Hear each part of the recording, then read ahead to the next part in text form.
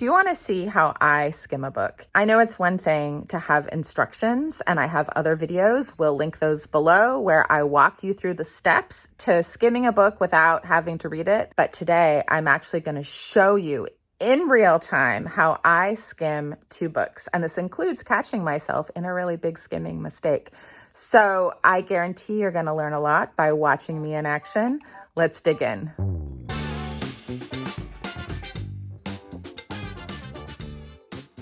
So I'm cozied up on my couch with my coffee and a couple of brand new books that just arrived in the mail.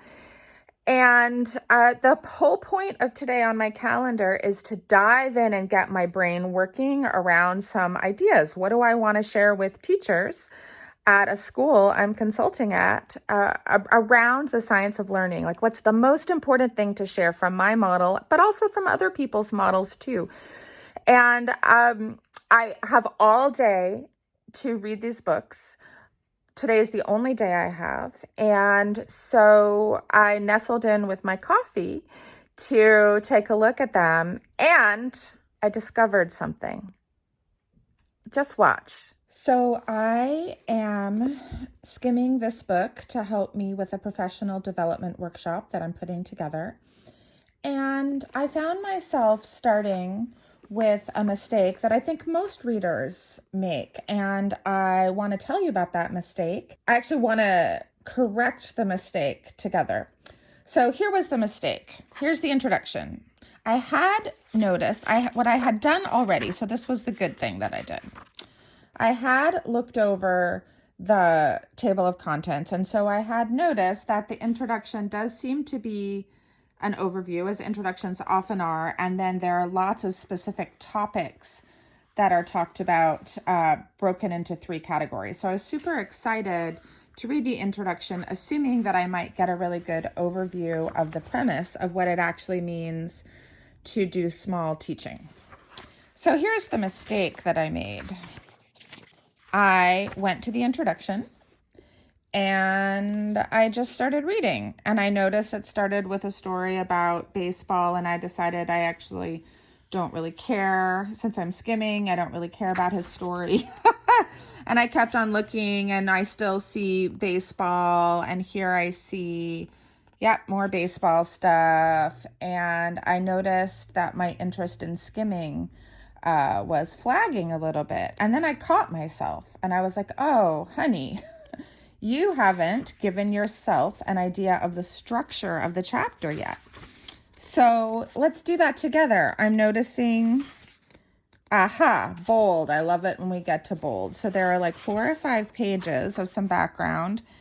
And then it seems like maybe small teaching has to do with these 3 things: brief 5 to 10 minute classroom or online learning activities, one-time interventions in a course, and small modifications in course design or communication with your students. So I definitely want to skim until I get to this point to understand these 3 points a little bit better. But let's keep on going. Ooh, okay. So this is kind of fun. Let's see. Oh, so he's actually, I actually feel like reading this. In further service to the argument that small and incremental approaches can have power, and to the fact that we are all busy, you will find a variety of levels at which you can understand the small teaching strategies recommended in each chapter. Oh my God. I love it when an author makes visible their teaching strategy or their writing strategy, because that's actually what I want teachers to do in their classrooms as well. And so it looks like this gives me, like, each chapter probably has an introduction, some theory, a model that is probably some sort of visual metaphor, some principles, some quick tips, and a conclusion. So that already helps me get excited for the different chapters. But we're not going to dwell. We're going to keep on going here. And then we're done with the introduction. Okay, that is going to be so much easier to read. And actually, one more thing I feel like doing. Let's just check out part 1, knowledge. Again, I'm just looking for the structure of the information in the book. So I'm going super fast here. Okay, so each section has an overview. And then here's the chapter. And look, introduction. He promised there would be an introduction, and there is. And he promised there'd be an in theory. And there is. Let's see what was going to be next. I'm going to practice retrieval. After the theory, was there going to be a model? Yes! Model. And it looks like there might be a few different models. Activating prior knowledge, polling predictions, prediction, exposure, feedback. Okay, that's good. Closing predictions. And then principles. Okay, and then the quick tips. Oh, I just love it. And a conclusion. So I'm going to have a lot of fun skimming this book because there is so much repetition in the structure of knowledge. And also I can see how quickly it is going to answer some of the big questions that I have about how educators can incorporate brain science into their teaching. Okay, that was fun. But in all honesty, I had seen this book already. I had already opened it before I turned on the camera. However, this book I have not even cracked open. And so you will get to watch me with a very fresh brain uncover which sections of this book I do and don't want to read and watch me skim in actual practice. So let's go. But wait, before I tell about the book, have you liked and subscribed yet? Please. It helps me so much. Maybe put a comment down below about how you skim or one takeaway that you have from this video already. That'd be really good for your own learning to make sure you practice retrieval.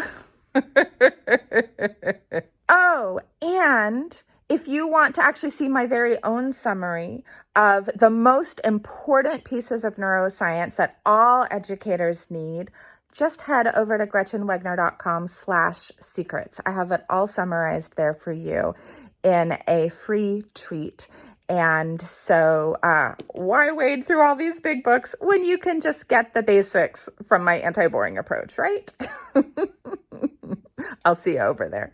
Okay, let's take a look at another book that I bought to help me prepare for teacher professional development.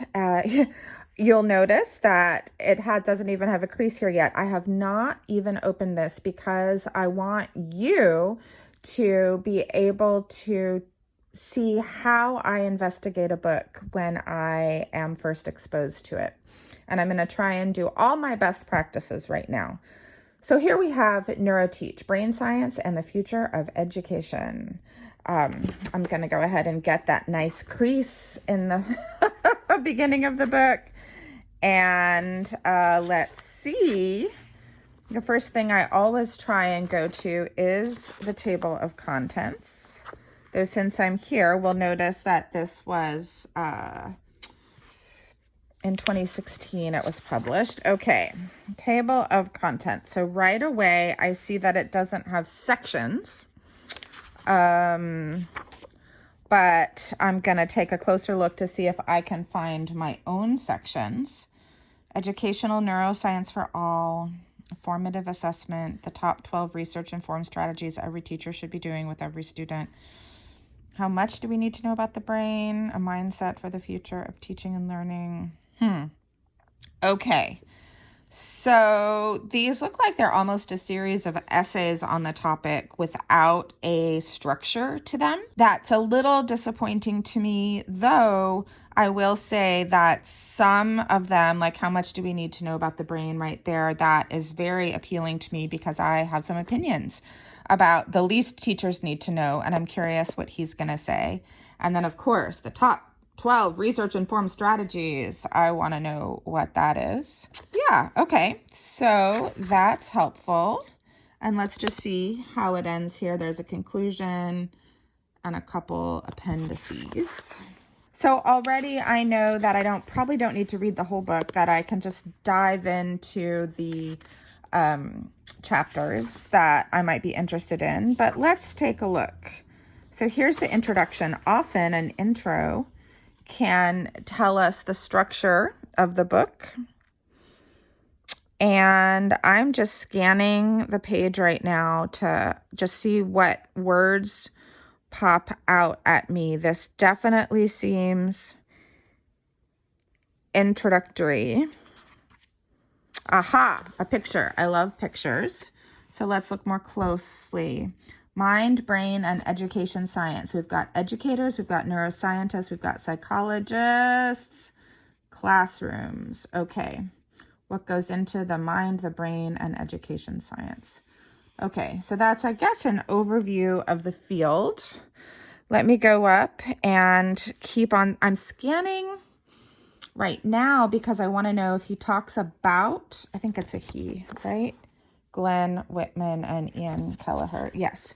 If they talk about the structure of their book. Wait, okay, I liked the number. There are 4 important groups of stakeholders in deepening the accurate use of education neuroscience. Okay, and then university researchers, teachers, school leaders, students, and parents. Okay, the game changer for the increased interest in connecting educational neuroscience with the daily classroom practices of teachers is the result of the growing awareness by university researchers that their work is only valuable if it gets into the hands of educators. Yes, okay. I got excited about numbers because I think that might pertain to structure. But right now, this just really does seem to be an overview about who's involved in and what kinds of fields direct this book. Okay, this caught my eye. As much as teachers are brain changers for their students, our wish for the readers of NeuroTeach is to begin to rewire each teacher's brain to develop new neural pathways and connections informed by mind, brain, and education science. Okay, good. That's my goal too. Bullets. I always get excited about bullets. We therefore hope that this book, written by teachers who continue to be in the classroom and continue to work with students every day, leads to... Okay, so there are some goals here. I might look at those more closely. But so far, this introduction seems to give some background information rather than an overview of the structure of the book. So now I'm going to analyze just a couple of chapters. I'm noting that there aren't headings or subheadings. So I will probably have to go through when I skim each chapter and create my own headings and subheadings. But this is interesting though. Look, they provide some retrieval practice questions at the end of each chapter. So I'm going to take a look at that. I always love to ask myself retrieval practice questions when they are offered before I've been exposed to information. So without looking back from this page, what are the 3 most salient points you take away from this chapter of NeuroTeach? Great, I might even write them here. What are 2 things you would like to do tomorrow with the information you learned from reading this chapter? Okay, so that's getting us to be actionable. I like that. Okay, so now let's take a look at a chapter that I was more interested in. Here we go, the top 12 research-informed strategies. Okay, even then, notice the previous chapter ended with more retrieval practice questions. And, we have heading, so that gets me super excited. The unconscionable list, aka the despicable baker's dozen, things a teacher should never do again. Oh my God, I love it. Pop quizzes for a grade. Starting a class by going over homework. Oh, this is I knew it would be helpful. Ending a class by teaching all the way to the bell. Coaching students to use passive studying techniques. Okay, I'm going to be super excited about reading that list. And, we even have some retrieval practice. I really am. I like to read with a pencil. Here, let me show you. My pencil's hiding by my pillows here. I like to read with a pencil, so I will very much fill these in as if it was a worksheet. Okay, and then the top 12 research-informed strategies every teacher should be doing with every student. Let's just read a couple of them. I'll do a short one. Students should be given more frequent formative low-stakes assessments of learning. Yep. Okay. Anyway, so this chapter I'm excited to read. Here's some more retrieval practice. and it's a short chapter. Okay, so this really is a collection of essays. So I will read the essays that I most want to read for this particular professional development that I'm creating. Oh my God, I love a good chart. I love a good chart. So this is a grading rubric when we talk about assessment. Is that in, let's see. What is this chapter? A mindset for the future of teaching and learning. There it is. Okay. So I have a good understanding of how I'm going to use this book, and that took 8 minutes. It probably would have taken less if I hadn't been talking it through. And I actually can see that this book, if you saw the section where I talked about this book, is probably going to be worth more of a deep dive, but this one is potentially a good introduction if I zero in on the chapters that I would like to zero in on. So now I have my day of skimming set out for me. Okay, it wouldn't be an anti-boring video, would it?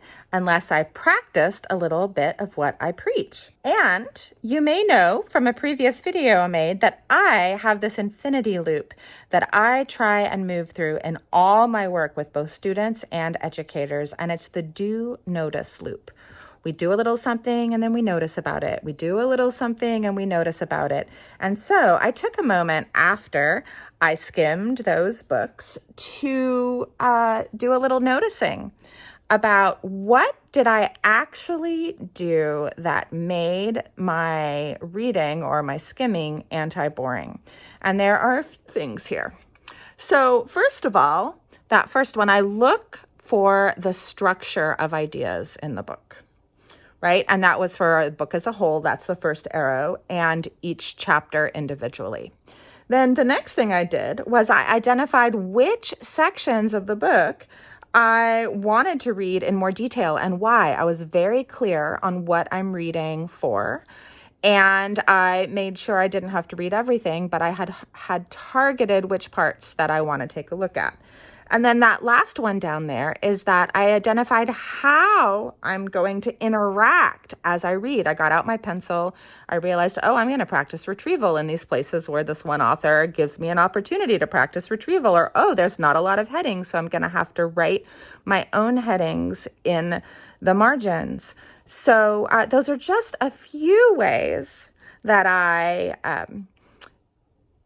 set myself up for less boredom while I'm reading. That's one thing it means to be anti-boring. And I'm actually curious, do you notice that I did anything else that I didn't catch? Why don't you play with me? Have a little do notice infinity loop for yourself and comment below if there was something you spotted that I didn't catch that was actually a really helpful thinking habit. Or maybe there's something you saw me do that you think is an unhelpful thinking habit. That's good too. Noticing doesn't always have to be the positive. So I can't wait to read what you have to say. Cool. Well, did you learn something from watching me actually read in real time, or not quite read, but skim in real time?